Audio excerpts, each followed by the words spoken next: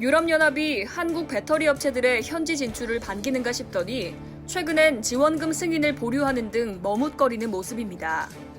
아무래도 한국의 배터리 산업이 훨훨 날아오르자 견제를 하기 위한 게 아니냐는 우려가 나오는데요. EU 집행위원회는 지난해 10월 헝가리 정부가 삼성 SDI 공장 증설과 관련해 제출한 1억 800만 유로의 지원금 계획에 대해 답을 내놓지 않고 있습니다. 10개월이라는 시간이 지났지만 심층 조사를 마무리하지 않고 지원금 승인을 보류하고 있는 건데요.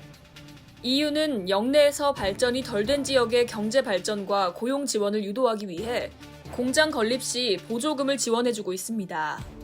지난 2016년 삼성 SDI는 4천억 원을 투자해 헝가리의 전기차 배터리 공장을 착공했고 지난해 2월에는 5,600억 원의 추가 투자도 선언했는데요. 배터리 공장 착공 및 증설에만 1조 원이 넘는 투자금을 집행한 겁니다. EU 회원국은 자국이나 해외 기업의 투자를 유치하면 EU 지원금을 받을 수 있기 때문에 헝가리는 삼성의 공장 증설을 이유로 EU에 지원금을 신청했습니다. EU는 지원금 조건 충족 여부를 예비 조사하고 조건을 충족하지 못한다고 판단하면 심층 조사를 실시하는데요.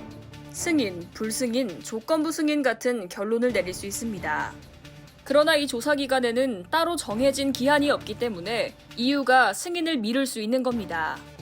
EU 집행위원회는 삼성 SDI가 헝가리 궤드 공장에 투자하기 위해 헝가리 정부 지원이 반드시 필요했는지, 지원금은 필요한 최소 수준인지, EU 안에서 경쟁을 왜곡시키지 않았는지 등을 집중 조사했다고 하는데요.